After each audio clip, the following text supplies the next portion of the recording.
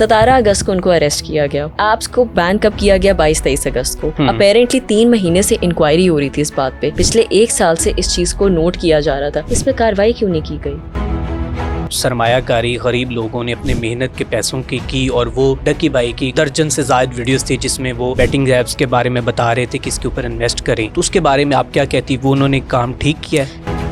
आपने 16 अगस्त को उनको अरेस्ट करके उनका इलेक्ट्रॉनिक मीडिया अपने पास रख लिया, अपने फ़ोन्स अपने पास रख लिए, उनके लैपटॉप्स अपने पास रख लिए, आपके पास तफ्तीश करने के लिए 22 दिन का फिजिकल रिमांड था। ऑर्डर आने से पहले तक आपके पास उनका जुडिशियल रिमांड था। आप कुछ भी नहीं सामने ला सके, कोई शवायद सामने नहीं ला सके। ठीक है, तो पीछे केस तो कुछ था ही नहीं। आपके पास कौन सी ऐसी जादू की छड़ी थी कि जैसे ही आपके पास केस आया है और उसके बाद जो इम्पॉसिबल था वो पॉसिबल होता हुआ हमें नजर आया? और बहुत से लोग ये कह रहे थे कि क्या कोई पहले वाले जो लायर हैं वो जो काम ठीक नहीं कर सके, क्या मामला हुआ है? देखिए, मैं सबसे पहले तो ये कहूँगी कि हर वकील ने अपना डिलिजेंटली काम किया। मैं उस तरह की इंसान नहीं हूँ कि मैं किसी को गलत कहूँ या किसी को बैश करूँ। उसका रीज़न ये कि मैं भी उनकी जगह हो सकती। बिल्कुल ठीक है। और जहाँ तक बात रही, मैंने 3 साल बाहर प्रैक्टिस की है, मैं बाहर से रह के आई हूँ, मैंने बाहर से कानून पढ़ा है। मैं रीज़न बाहर की इस वजह से कह रही हूँ कि हम लोगों को वहाँ पे ना एथिक्स पे बहुत जोर डाला जाता है, यहाँ पे भी डाला जाता है, लेकिन वहाँ पे इस पे पाबंदी लगती है। और अगर हम किसी और वकील या किसी और के काम को बैश करते हैं ना, तो वहाँ हम पे ही उल्टा हमें हमारा जो आपका बार स्टैंडर्ड्स बोर्ड है वो आपका लाइसेंस कैंसिल कर देता है। यहाँ पे तो जिस वकील का दिल करता है अगले को, पिछले वाले को तनकीद करने बैठ जाते हैं। देखिए, पुराने वाले वकील भी गलत नहीं थे, अपने अपने जजेस की रीजंस हैं और वो अपनी जगह ठीक है, क्योंकि वो एक ओहदे पे किसी वजह से बैठे हैं।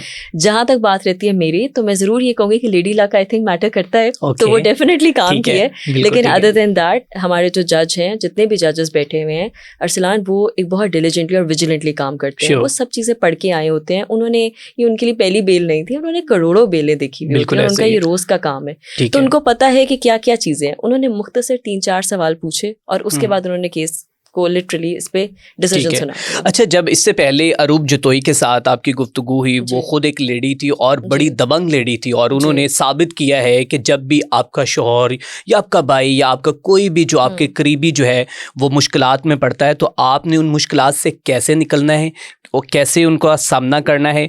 अरूप जतोई ने जब आपको अपना लॉयर सेलेक्ट किया, तो उसके बाद क्या आपकी डिस्कशंस हुई, क्या कम्युनिकेशंस हुई, आपने कैसे यकीन दहानी करवाई कि ये केस जो है इंशाल्लाह हम जीत जाएंगे? देखिए, सबसे पहले तो मैं ये बात बताऊं कि हम लोग बेसिकली इनिशियली अरूप के ही केस के साथ अटैच हुए थे। जो अरूप का केस था वो यही था कि वो मुद्दई थी NCCI के अगेंस्ट, जो उन्होंने उनसे ब्राइब में पैसे लिए थे। तो हम लोग उस केस को लिटिगेट कर रहे थे, और जो लोग जो बेसिकली जिनके अगेंस्ट किया था उनका मुसलसल हम फिजिकल कराने में थे कि इनका फिजिकल रिमांड रखा जाए, इनसे मजीद रिकवरी की जाए, फिर इनको जुडिशियल किया जाए, ताकि हम लोग मजीद अपनी इन्वेस्टिगेशंस कैरी आउट कर सकें। और यही चीज़ सबसे इसमें इंपॉर्टेंट चीज़ थी। जब उन्होंने वहाँ के नताइज देखे तो फिर उन्होंने खुद ही कहा कि आप ये वाला केस भी देखें। ठीक है। अच्छा मैडम, ये बताइएगा, कहा जाता है कि डक्की भाई जो हैं वो एक सोने की चिड़िया थे और इन सब के हाथ सोने की चिड़िया आ गई, तो क्या अंदर की कहानी है ये? देखें, ये आपने इतना सस्पिशियस होके पूछा है तो मैं भी इतना ही सस्पिशियस होके जवाब दूंगी। कोई अंदर की वैसे ऐसा इतनी कहानी नहीं है। बात सिर्फ इतनी है कि देखें, एक इदारा है, कोई भी इस दुनिया में इदारे होते हैं, उनका फ़र्ज़ ये होता है कि वो लोगों को तहफ़्फ़ुज़ फराहम कर सकें, लोगों के हकूक़ एटलीस्ट उनको जितने हो सकते हैं उतने प्रोवाइड कर सकें, या एटलीस्ट उनके लिए फ़ाइट कर सकें। जब वो इंस्टीट्यूशंस ही बीच में मिलावट करना शुरू कर देंगे तो फिर आम इंसान तो कहीं नहीं जा सकेगा। आम इंसान के लिए तो चीज़ें ख़त्म हो जाएंगी, एवेन्यूज़ ख़त्म हो जाएंगे। तो बात ये होती है कि जो NCCI का इदारा था, इस केस में मुद्दई भी वही थे, विटनेसेस भी वो खुद हैं, शवायद भी उन्होंने खुद ही दिए, जो कि ठीक है, शवायद तो उन्होंने ही देने थे, लेकिन उस शवायद की कोई बेस लाइन या कोई बेसिस भी बतानी थी। मैं अगर कहूँ कि ये मैंने आपका कत्ल किया है, तो कत्ल देखने वालों में कोई ना एक आधा बंदा तो होगा ना अल्लाह का जिसने देखा होगा, कोई CCTV, कोई कुछ। जब आपके पास कोई प्रूफ ही नहीं है, कोई विटनेस ही नहीं है, कुछ भी मौजूद नहीं है, ऊपर से आपने 16 अगस्त को उनको अरेस्ट करके उनका इलेक्ट्रॉनिक मीडिया अपने पास रख लिया, अपने फ़ोन्स अपने पास रख लिए, उनके लैपटॉप्स अपने पास रख लिए, आपके पास तफ्तीश करने के लिए 22 दिन का फिजिकल रिमांड था। उसके बाद परसों जजमेंट ऑर्डर आने से पहले तक आपके पास उनका जुडिशियल रिमांड था। आप कुछ भी नहीं सामने ला सके, कोई शवायद सामने नहीं ला सके, ठीक है, तो पीछे केस तो कुछ था ही नहीं। मतलब कि ये खुद कहानी बनाएगी। लेकिन यहाँ पे सवाल ये भी है कि जो सरमायाकारी गरीब लोगों ने अपने मेहनत के पैसों की और वो डकी बाई की कोई आई थिंक दर्जन से ज़्यादा वीडियोस थी जिसमें वो जुआ ऐप्स को प्रमोट कर रहे थे और बेटिंग ऐप्स के बारे में बता रहे थे कि इसके ऊपर इन्वेस्ट करें, तो उसके बारे में आप क्या कहती, वो उन्होंने काम ठीक किया है? दो बातें हैं इसमें जो हमें भी ठीक करने की ज़रूरत है अपनी। नंबर 1, सबसे पहले तो ये जो FIR में दर्ज किए गए हैं या जो चलान में जो इनकी एप्लीकेशन 27 एप्लीकेशंस का जिनका आप बात कर रहे हैं वो बिल्कुल मेंशन की गई हैं, लेकिन वो 27 एप्लीकेशंस में ऐसी कोई चीज़ सामने नहीं आई है, कोई भी चीज़ सामने नहीं है। थिर्डली, जो FIR के मुताबिक जिन लोगों को नुकसान हुआ है, हमने तो 22 दिन छोड़े 100 दिन का रिमांड रखा सिर्फ इस बेसिस के ऊपर कि आप एक विटनेस पेश कर दें जिसको इस चीज़ से नुकसान हुआ है, एक स्टेटमेंट पेश कर दें और कुछ भी सामने नहीं ला पाए। ठीक है, देखें मैं आपको बात बताती हूँ, अरसलान दावे तो आप और मैं बैठ के बहुत कर सकते हैं, बिल्कुल आप और मैं भी यहाँ पे कई ऐसी बातें करेंगे जिससे बहुत लोग इन्फ्लुएंस होंगे। असल जो इफेक्ट है उसका सामने आना भी जरूरी होता है, क्योंकि जो कानून है वो विटनेसेस और सबूतों के ऊपर चलता है। ठीक है, आखिरी बात में इसमें एक बात बहुत ऐड ऑन करना चाहूंगी जो बड़ी इंपॉर्टेंट है हम सब के लिए अंडरस्टैंड करने के लिए, कि देखिए जब आप बात करते हैं ना कि किस चीज को प्रमोट किया गया, उस पे ना आपकी स्टेट को कोई स्टेप्स लेने होते हैं। मैं आपको एक एग्जांपल देती हूँ। हाल ही में ही हमने देखा कि ट्विटर बैन था। ट्विटर को डाउनलोड करने के लिए हमें VPN का एक्सेस लेना पड़ता था। जब इस तरह की एप्स के ऊपर पाबंदी नहीं बल्कि PSL के मैचेस में प्रमोट किया जाएगा और ना कि उस चीज के ऊपर कोई एक्शन लिया जाएगा, ना स्टेट बैंक ऑफ पाकिस्तान से ना आपके बाकी इदारों से, तो फिर एक आम बंदा उसका क्या उसके ऊपर क्या इंप्रेशन पड़ेगा कि फिर शायद ये चीज़ नॉर्मल है।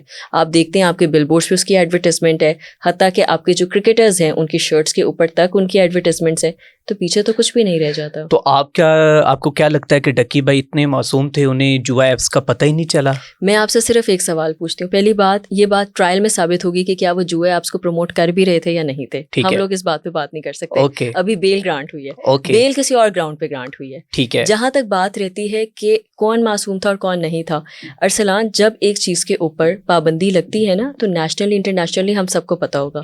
मैं एक आपके चैनल से एक बड़ी आम बात बोलूंगी, पॉर्न वेबसाइट्स हमारे मुल्क में बैंड है, बिल्कुल बैन है। अंडर 18 पूछते हैं कि आपने करनी है या नहीं करनी है, यूज करनी है या नहीं करनी बिल्कुल है। ऐसे। जब आप उसका एक्सेस ले ही नहीं सकते हो तो आपको पता चलता है इसमें कुछ गलत है जिसकी वजह से ये बैन है। एक ऐप है जिसको मैंने माई ऐप पे जाके डाउनलोड करना है बस, और मैंने इसको यूज करना शुरू कर देना है। जिस बायनोमो ऐप की आप बात कर रहे हैं, ये भी मैं आप तक बात कर रही हूँ कि ट्रायल कोर्ट में अभी हम साबित करेंगे कि इस तरीके से वो एक ट्रेडिंग ऐप थी ना कि एक बेटिंग ऐप थी, और उस पर कोई कॉन्ट्रैक्ट्स मौजूद हैं जिसमें ये साबित करते हैं कि जिस तरह फॉरेक्स है उसी तरह ही कि वो आपकी एक ट्रेडिंग ऐप है। तो उसको पहली बात प्रमोट नहीं किया गया था, उसको यूज करने का तरीका बताना, और एक ट्रेडिंग ऐप के अगेंस्ट अगर ट्रेडिंग ऐप भी यूज करने पे पाबंदी है तो फिर आपके जो नेशनल और इंटरनेशनल आपका लॉ है उस चीज को फिर चेंज होना चाहिए इस हवाले से, ताकि लोगों को आगाही हो कि हम लोग ये भी नहीं यूज कर सकते हैं।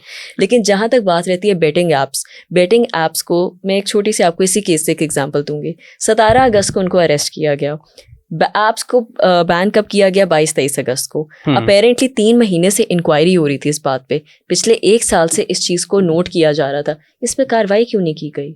बिल्कुल ठीक है। किस चीज का इंतजार हो रहा था? डकी के एयरपोर्ट जाने का? बिल्कुल ठीक है। I mean, ये बात एक सवाल है। मैं ये नहीं कह रही हूँ कि वो जस्टिफाइड है या नहीं है, वो कोर्ट ने साबित करना है, वो जज ने करना है। हम तो सिर्फ अपनी लाइंस ऑफ आर्ग्यूमेंट देंगे, लेकिन ये मेरी वही लाइंस ऑफ आर्ग्यूमेंट होंगी जो मैं इस वक्त आपसे कर रही हूँ। ओके ठीक है। अच्छा, बायनोमो के वो क्या मैनेजर भी थे पाकिस्तान में? कहा जा रहा है कि एक तो वो उनको प्रमोट कर रहे थे, बेटिंग ऐप को ना सिर्फ प्रमोट कर रहे थे बल्कि वो मैनेजर भी थे। इसमें कितनी हकीकत है? अच्छा, मजे की बात है, यही बात हमने कोर्ट में भी पूछी कि प्लीज हमें बता दें कि वो किस तरह मैनेजर थे।